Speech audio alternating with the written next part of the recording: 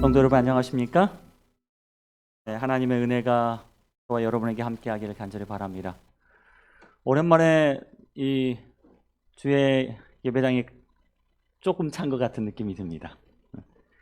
우리 지난주 제가 우리에게 정말 슬픈 소식을 전했는데 우리 나영채 성도님 주님 안에 잠드시고 저희 많은 성도님들이 함께 가서 위로를 해주었는데 오늘 이 안식일 그 빈자리가 더욱 서운하게 보일 뻔했었습니다.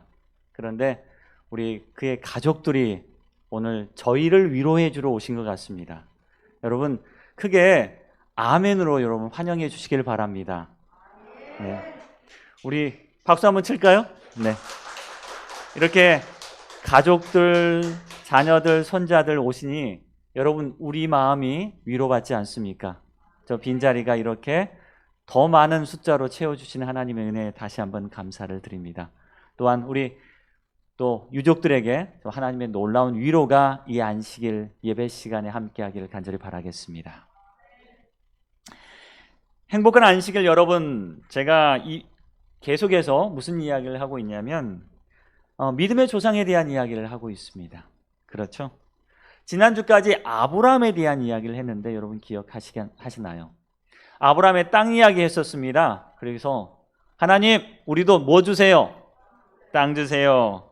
두 번째, 지난 시간은 아브라함과 그의 가족에 대한 이야기를 했습니다. 그러면서 믿음의 조상이 되는 건 뭐 큰 일을 하는 것이 아니라 뭐다? 가족들을 잘 돌보는 것이, 가족들을 더 사랑하는 것이 믿음의 조상이다라는 이야기를 좀 들려드렸습니다. 오늘은요, 믿음의 조상 이삭에 대한 이야기를 좀 해볼까 합니다. 성경에요, 믿음의 조상에 대한 언급을 할 때마다 드는 세 사람의 이름이 있습니다. 그 세 사람의 이름은 아브라함, 이삭, 누구예요?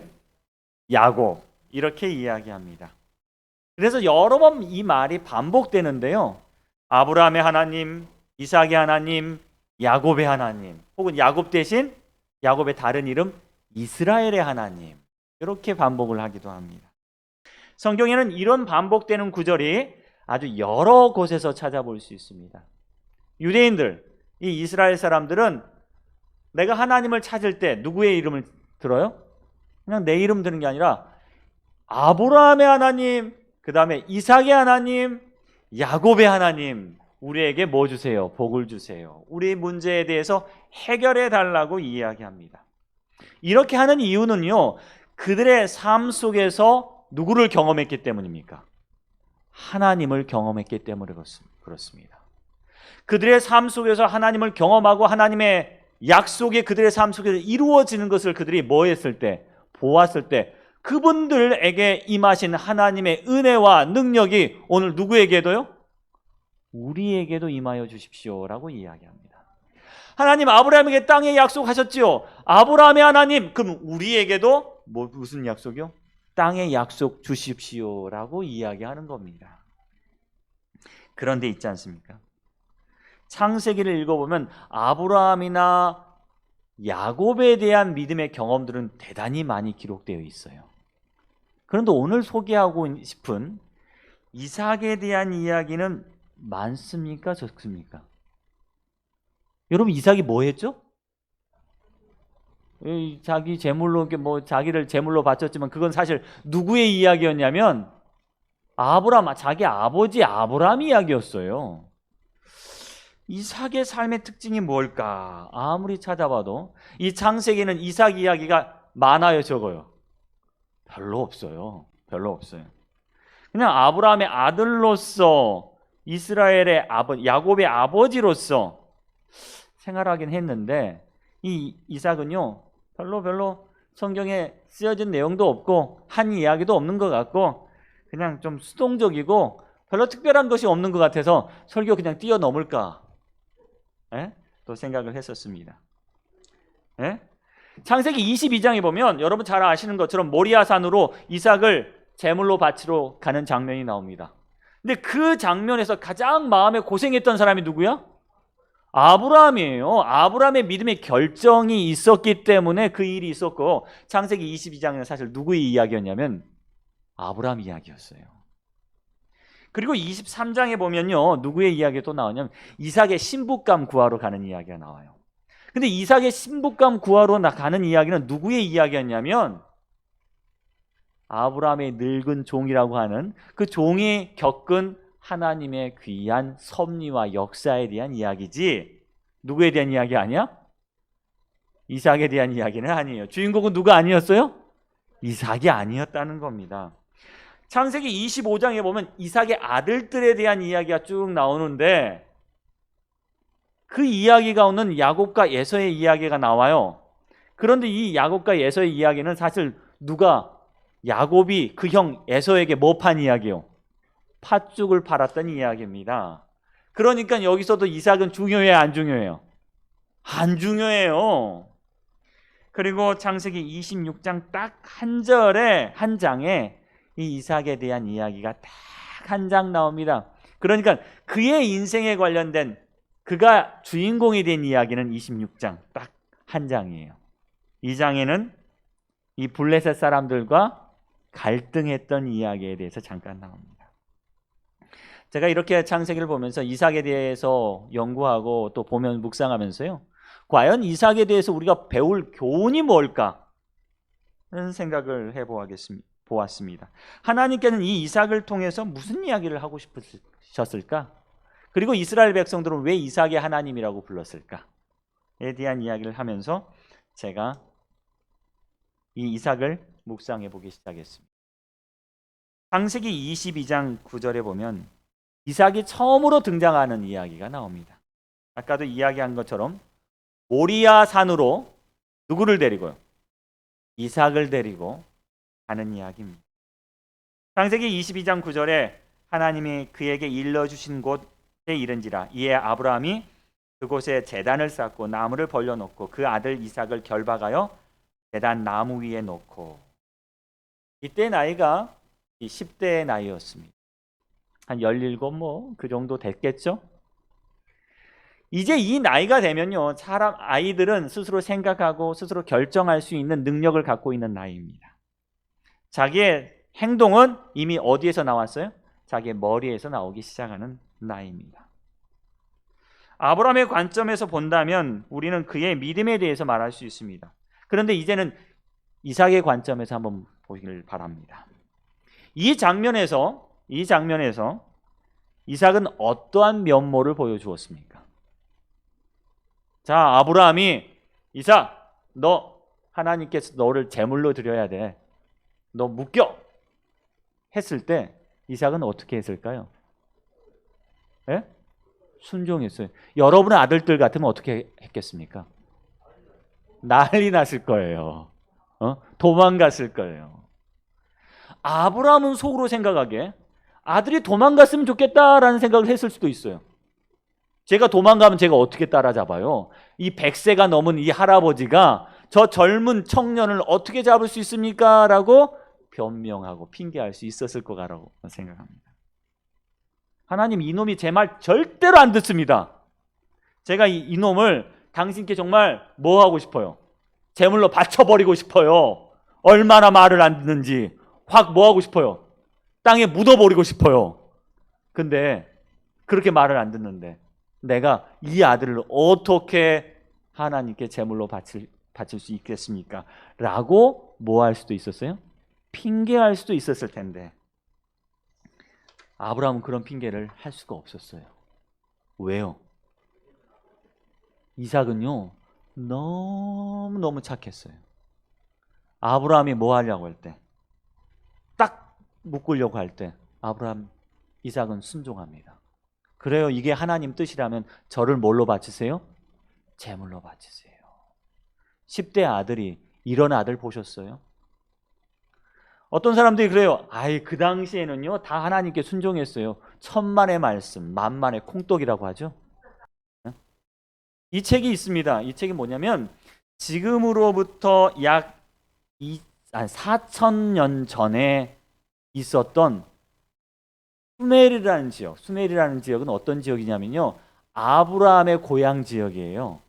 이 아브라함의 고향이 있던 지역에서 발견된 이 점도판을 해석한 내용을 요 책에 담아놨습니다. 이 13페이지에 보면요, 이 점도판의 내용을 이렇게 기록하고 있습니다. 어떤 내용이 기록되어 있을까요? 한번 들어보십시오. 이걸 한글로 번역한 내용입니다. 어디 갔었니? 아들이 대답합니다. 이제 아무데도 안 갔는데요. 아버지가 말해요. 너 왜 집에서 빈둥대니? 학교에 가서 선생님 앞에서 과제물 암송하고 거리에서 방황하지 마라. 내 말을 알아듣겠어? 제발 좀 철 좀 들어라. 공공장소에서 서성거리거나 길에서 배회하지 마. 선생님 앞에서 겸손하게 굴고 어려워해 좀 해라. 내가 두려워해야 선생님도 널 좋아하지. 내가 언제 너에게 나무 해오라고 숲으로 보냈냐? 짐수레를 밀게 했냐? 쟁기를 끌게 했냐? 땅을 개간하라고 했냐? 내가 너를 노가다라고 보낸 적 있어? 제발 좀 말 좀 들어라. 말 좀 들어. 너 형 좀 본받고 내 동생 좀 본받아. 너는 이 애비의 일을 이어받아야 할 것이 신의 뜻인 줄 너 알아 몰라? 너 때문에 내가 천불이 이 내용이 이 점도판에 기록되어 있다고 합니다. 지금으로부터 몇 년 전에요? 4천여 년 전에. 그 당시에 누가 살았어요? 아브라함이 살았고 이삭이 살았어요. 그러니까요, 4천년 전도 10대 아이들은 말 들어요, 안 들어요? 말 지지게 안 들었어요. 그런데 누구는요? 이삭은요, 아버지 아브라함께서 하나님의 뜻을 이야기하자마자 그는 뭐라고 이야기해요? 이삭은 자기의 운명을 알고 두려워하고 놀랐으나 아무 저항도 하지 않았다. 이삭이 그렇게 하기로 선택했더라면 자기의 운명을 피할 수도 있었을 것이며, 그 격렬했던 3일간의 투쟁에 지쳐서 비탄에 빠진 노인은 혈기왕성한 청년의 뜻을 꺾을 수 없었을 것이다. 그러나 이삭은 유년 시절부터 즉시 신뢰하고 순종하도록 훈련되어 있어서 하나님의 목적이 자신에게 알려졌을 때 그는 자원해서 순종하였다. 여러분, 그는 아버지의 슬픔을 덜어드리려고 애쓰며 그의 활기 없는 손을 북돋아 자신을 제단에 붙들어 매는 줄을 매게 했다. 이삭에게 배울 내용은 뭐예요? 순종입니다. 믿음의 조상 이삭에게 배울 내용은 완전히 자신을 내려놓는 순종이었어요. 분명히 그는요, 혈기왕성했습니다. 3일 동안 아버지는 아무것도 못 드셨을 거예요. 이길 수 있었어요. 그런데 누구는요, 이삭은 조용히 순종합니다. 두 번째 이삭의 내용이 무엇이냐? 바로 아브라함이 자기의 집에 일하는 늙은 종에게 누구를 찾아라? 나의 아들의 신부감, 내 며느리감을 좀 찾아오너라라고 일을 시킵니다. 이때 나이 이삭이 몇 살이었는지 아십니까? 네, 40세였습니다. 40세. 40세 아들을 안 보내고 누구를 보냈어요? 자기 집에 일하던 늙은 종을 보냅니다. 물론 아브라함은 그 종을 믿었을 것입니다. 그런데 이삭 같은 경우는 어떻게 대답할 수 있었어요? 아버지, 지금 내 나이가 몇 살인데 내 신부감을 누가 찾아요? 왜 늙은 종이 찾습니까? 누가? 그래도 안목은 제가 있지요. 제가 좋아하는 사람과 뭐하게 해주세요? 결혼하게 해주세요 라고, 제가 가겠습니다 라고 했을 수 있을 것입니다. 그런데 누구를 보내요? 아브라함은 그의 늙은 종을 보냅니다. 그리고 이 종의 말에 누구의? 이삭도 뭐예요? 순종한다는 거예요. 이 종이요, 아브라함의 고향에 가서 어여쁜 신부감을 찾아 돌아옵니다. 그리고 이 종이 돌아올 때 이삭이 무엇을 하고 있었느냐? 성경에는 이렇게 나와요. 이삭이 들에서 묵상을 하고 있었다라고 나와요. 무슨 기도했을까요? 하나님, 제발 이쁜 여자를 데리고 오게 해주세요 했을까요? 아니요. 하나님, 주님께서 저를 위해서 베풀어 주신, 선택하신 그 여인이 오게 해달라고 아마 기도하고 있었을 것입니다. 그리고 아브라함은요, 이제 그의 신부가 될 여자를 맞습니다. 맞기 전에 어떤 이야기가 나오냐면 여기 보시면요. 종이 그 행한 일을 다 누구에게 말했어요? 이삭에게 말했어요. 그 집에서 일했던 늙은 종이 이삭에게 가서 보고하는 거예요. 제가 이런 일이 있었습니다. 그 속에는 뭐가 있었어요? 하나님의 섭리가 있었어요. 내가 못 찾을 뻔했는데 찾았어요.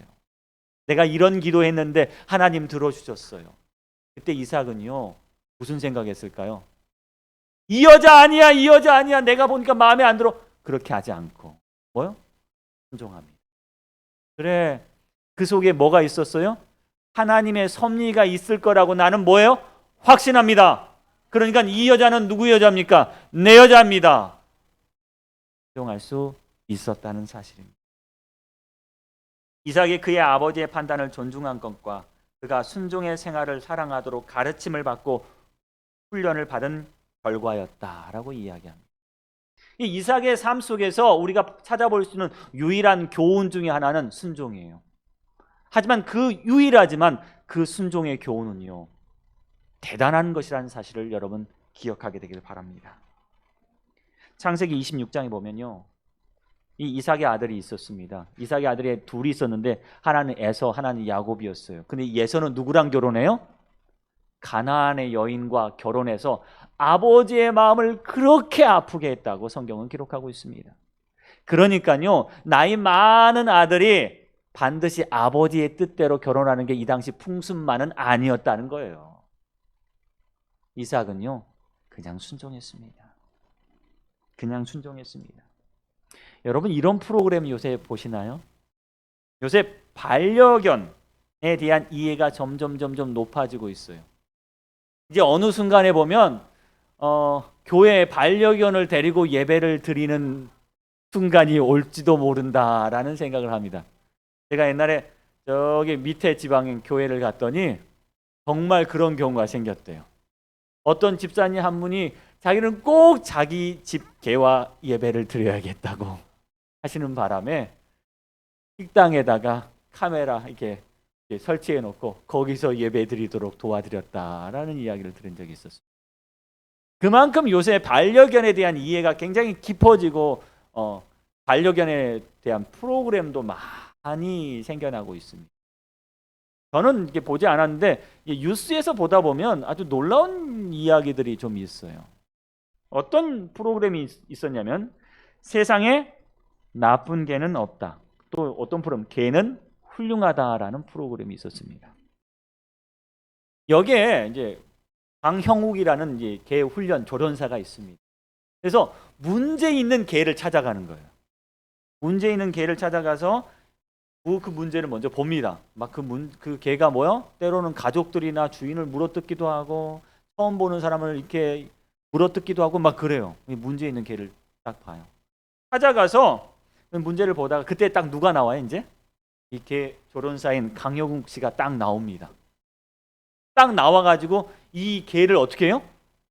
제압을 해요.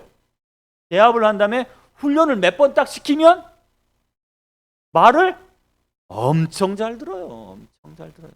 그것 보면 개가 누구보다 나아? 누구보다 나아? 솔직히 개가 사람보다 나은 거예요. 그래서 이 프로그램의 제목이 뭐냐면 세상에 문제 있는 개가 없다. 그리고 두 번째, 개는 훌륭하다라는 제목이었습니다.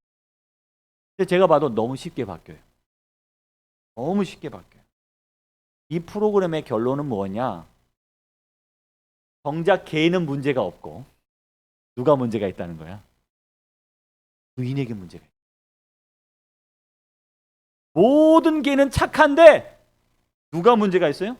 보호자가 바뀌지 않으면 이 반려견을 나쁜 개 혹은 안락사 시켜야 하는 개로 만들 수 있다는 점을 이 사람은 말하고 있어요. 매해마다 놀라울 정도로 이 개들이 바뀌기 시작합니다. 누가 바뀌니까요? 주인이, 보호자가 조금 바뀌기 시작하니까. 때로는 외부인을 공격하고 심지어 보호자와 가족과까지 물어뜯는 강아지 너무 많이 나왔습니다. 그런데 이 행동들을 관찰해 보면 원인을 따져보면 거의 대부분의 문제는 누구한테 있는 거예요? 보호자에게 있다는 거예요. 보호자의 무지 혹은 나쁜 보호 때문에 생겨납니다. 그리고 결국 한 번의 처방과 진단으로 다 해결할 수는 없겠지만 보호자에 대한 교육이 점점 늘어나요. 이렇게 하시라고. 때로는 화도 내요. 이렇게 하면 안 된다. 보호자가 문제라는 거예요. 이 프로그램이 나온 다음에 유기견들, 버리는 개들이 점점 늘어났대요. 그 말은 뭐예요? 진짜 문제는 개가 아니라 사람이라는 겁니다. 어쩌면 우리는 순종하지 않은 자녀의 문제를 자녀에게 돌릴 것이 아니라 바로 우리에게 돌려야 한다는 사실입니다. 보호자인 부모에게 있을 수 있다는 생각을 합니다. 여러분 생각에 어떤 개가 좋은 개입니까? 여러분 어떤 개가 좋은 개예요? 착하고 말 잘 듣는 게 좋은 개죠? 주인의 말, 보호자의 말에 잘 듣는 개가 좋은 개예요. 손 하면 뭐 주고, 손 주고, 오줌 똥은 어디요? 뭐 다른 데 가서 가리고, 먹을 때 먹고, 먹지 말라는 거 안 먹고, 그 개가 참 좋은 개예요. 말 잘 듣는 개가 좋은 개라는 겁니다. 순종과 잡종으로 사람들은 나눠요. 얘는 순종이야, 잡종이야. 순종과 잡종의 기준은 사람이 만든 거랍니다. 그건 아무 문제가 없는 거예요. 문제는 뭐냐? 이 개가 말 잘 듣느냐, 잘 듣지 않느냐, 보호자가 그렇게 훈련을 시켰느냐, 시키지 않았느냐에 대한 문제라는 사실입니다. 오늘 이삭의 이야기를 들으면서요, 우리는 순종이 무엇인가에 대한 이야기를 다시 한번 생각해 보기를 바랍니다. 그리고 세 번째요, 이삭의 이야기입니다. 창세기 26장에 대한 이야기입니다. 이 창세기 26장은 유일하게 이삭만 등장하는 이야기라고 생각하시면 됩니다. 이 창세기 26장 첫 부분에 어떤 구절이 있냐면, 아브라함 때 첫 흉년이 들었더니 그 땅에 또 흉년이 들매 이삭이 그랄로 가서 블레셋 왕 아비멜렉에 이르렀더니 여호와께서 이삭에게 나타나 이르시되 애굽으로 내려가지 말고 내가 내게 지시한 땅에 거주하라라는 명령입니다. 하나님께서 주신 땅이었어요. 그 가나안 땅은요, 하나님께서 준비한 땅이었어요. 근데 이 땅에 뭐가 생겼어요? 흉년이 생겼어요. 그럼 어떻게 해야 돼요, 여러분? 어떻게 해야 돼요, 여러분? 먹고 살려면 먹을 게 있는 땅으로 내려가야죠. 그래서 이삭은 어디로 가려고 그랬어요? 애굽으로 가려고 그랬어요. 그런데 사실 애굽에는 흉년이 없었어요. 나일강이 범람하면서 매 해마다 농사가 그렇게 잘된 땅이 애굽 땅이었어요. 애굽 땅에 가면 살 수 있을 것 같았어요. 그런데 하나님께서 막으세요. 너 어디 가지 마? 애굽으로 내려가지 마. 애굽으로 내려가지 마. 그런데 이삭이 뭐예요? 순종합니다. 그 땅에서 순종해요. 그리고 하나님이 말씀하신 땅에서 그냥 머물러 있게 됩니다. 사실 애굽으로 내려가지 말라는 명령은요, 누가 순종한 거예요? 이삭이 순종한 거예요. 아브라함이 애굽으로 내려간 적이 있었습니다. 그때 하나님께서는 아브라함에게 내려가라, 내려가지 말라 말씀 안 하셨어요. 이삭의 아들 야곱에게는요, 너 애굽에 내려가라고 명령을 하십니다. 애굽에 반드시 가지 말라는 건 아니에요. 그런데 이삭은요, 하나님 말씀에 순종해요. 무슨 일이 있어도 순종하는 겁니다. 그리고 이삭은 이곳에서 살아가게 됩니다. 하나님이 거주하는 땅에서 흉년이 들어도 시련이 닥쳐도 그는 하나님의 약속을 믿고 그곳에 있습니다. 우리는 하나님 말씀이 그렇게 순종해야 합니다. 사실 믿음의 조상들에게 서로 다른 명령을 내려요. 우리 각각 사람들에게 서로 다른 명령을 하나님께서 내릴 수 있습니다. 생각이 다를 수 있어요. 견해가 다를 수 있어요. 그러나 우리는 중요한 것, 하나님의 명령에 순종해야 한다는 사실입니다. 이삭이 흉년이 당했을 때 애굽에 내려가지 말라고 명령하셨습니다. 그리고 이삭은 애굽에 내려가지 않고 말씀에 따라 그랄 땅, 바로 그 땅에 거하게 됩니다. 여러분, 말씀에 순종하면요, 뭐가 생겨요? 방법이 생겨납니다. 여러분 기억하십시오. 말씀에 순종하면 없던 방법이 생겨납니다. 이삭이요, 그 흉년 때 말씀에 순종했습니다. 어떤 방법도 생각나지 않았어요. 그 가나안 땅에서 그럼 무엇을 했을까요? 그 가나안 땅에서 여러분 12절 한번 읽어볼까요? 다 같이. 자, 시작.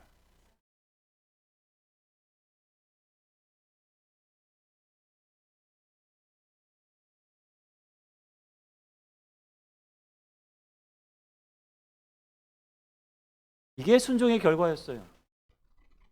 그 흉년의 땅에, 그 흉년의 해, 그는 뭐 한 거예요? 씨를 뿌렸어요. 흉년의 땅에 뭐야? 흉년의 해는 여러분 뭐 해야 돼요? 쉬어야 돼요. 아무래도 안 돼요. 그런데 그는요, 하나님 믿고 애굽에 가지 말라는 말씀 믿고 나는 이 땅에서 뭐 하겠다? 씨를 뿌리겠다고 씨를 뿌렸었던 겁니다. 다른 사람들 다 장사한대요. 다른 사람들 다 농사한대요. 다른 사람들 아무것도 거둘 수 없을 때 누구야? 그는 100배를 거뒀다는 사실이에요. 100배가 거두어서 그는 거기에서 거부가 됩니다. 그런데 이야기는 여기서 끝나지 않습니다. 이 창세기 26장 이야기는 여기서 끝나지 않고 하나님께서 그를 거부로 만들어 주셨는데 문제는요, 그걸 본 누가? 블레셋 사람들이 시기가 났던 거예요. 우리는 농사가 다 안 되는데 누구만 부자가 됐어요? 저 이방인 같은 저 이상만 장사가 잘 되고 농사가 잘 되는 거예요. 그래서 블레셋 사람들이 화가 나서 뭘 해버렸어요? 아브라함 때 쓰던 한 우물을 막고 흙으로 메워버렸어요. 여러분, 이 행동은 어떤 행동입니까? 나도 못 먹는 떡, 너도 못 먹어. 맞죠? 왜 우물을 막아요? 사실 이 가나안 지역, 이 반건조 지역인 이 지역은요, 우물이 생명과 같았습니다. 그런데 이 블레셋 사람들이 보고 이삭이 잘 되는 걸 너무너무 시기해서 야, 나도 안 됐는데 너만 잘 돼? 볼 수가 없었어요. 그리고 화가 나서 뭘 막아버렸어요? 우물을 막아버립니다. 결국 이삭은요, 쫓겨나게 됩니다. 쫓겨나서 창세기 보면요, 다른 지역으로 내려오게 됩니다. 그 지역에서 또 뭐 팝니까? 우물 팠어요. 또 우물을 팠어요.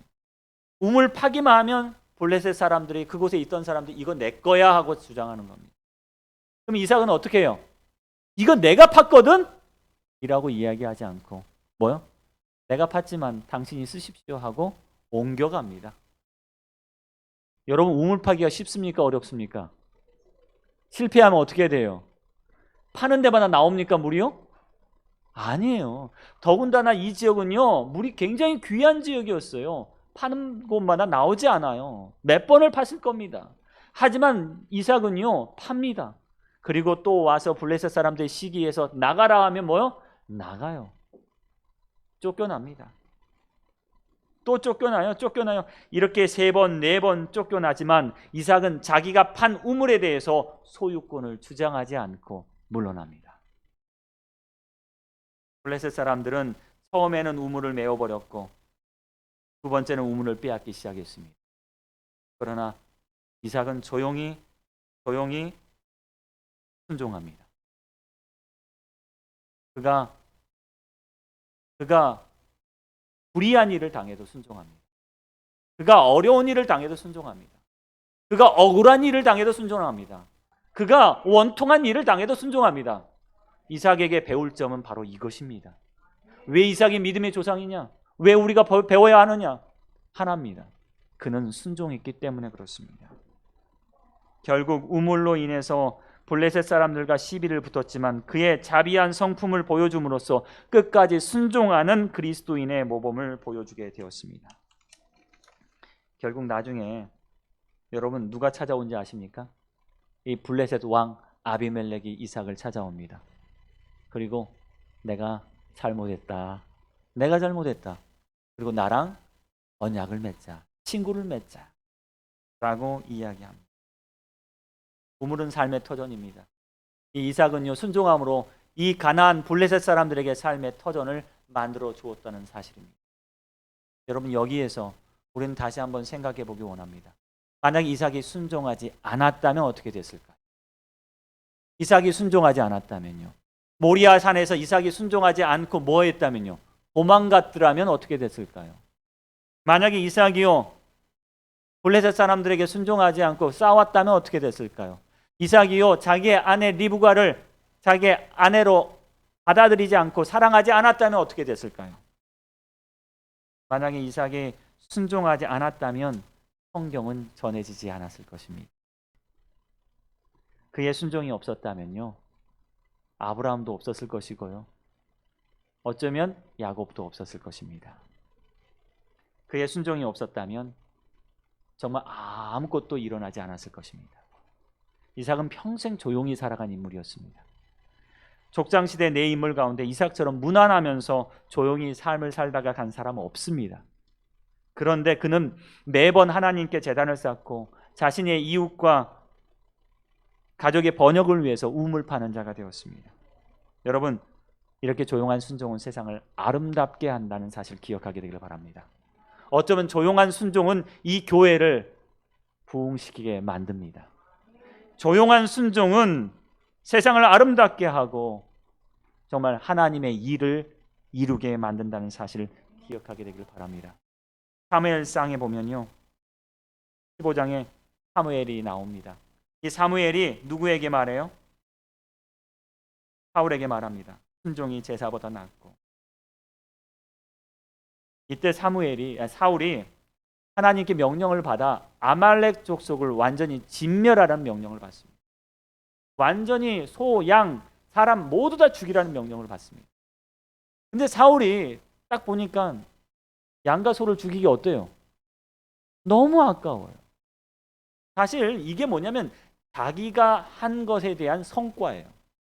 자기가 일한 것에 대한 성과. 내가 전쟁을 했으면 전쟁에서 얼마를 얻었느냐가 굉장히 중요하거든요. 자신은 그 성과를 사람들에게 보여주고 싶었어요. 나는 아말렉을 진멸하면서 이러한 성과를 얻었습니다. 그리고 이런 성과의 일부를 누구에게 드리겠습니다? 하나님께 드리겠습니다. 저는 자랑스럽게 자기의 행동을 이렇게 합리화시켰습니다. 그러나 사무엘은 말합니다.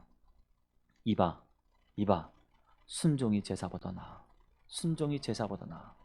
우리가 성공하는 것보다요, 순종하는 게 하나님의 뜻이라는 것입니다. 교회가 성공하는 게 아니라 성도가 순종하는 게 바로 하나님의 뜻입니다. 교회가 커지는 게 아니라 모든 성도가 하나님의 말씀에 순종하는 것이 하나님의 뜻이라는 사실을 기억하게 되기를 간절히 바랍니다. 불은요, 크기가 중요하지 않습니다. 아무리 작은 불이라 할지라도 뭘 태울 수 있어요? 초가상간을 태울 수 있고 온 천지와 산들을 태울 수 있습니다. 불은 커야 되지 않습니다. 여러분, 하나님께서 주시는, 우리 마음속에 주시는 마음의 감동, 성령의 감동은 그것이 아무리 작을지라도 우리가 순종함으로 따랐을 때 모든 것을 뜨겁게 하고 태워버릴 수 있는 능력을 갖고 있다는 사실을 여러분 기억하게 되길 바랍니다.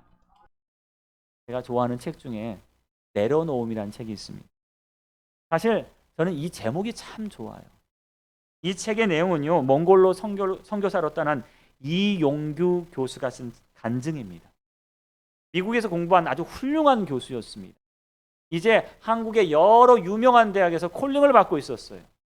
그런데 이 교수가 몽골 국제대학, 몽골의 청년들을 위해서 좀 일해주지 않겠냐라는 콜링을 받게 됩니다.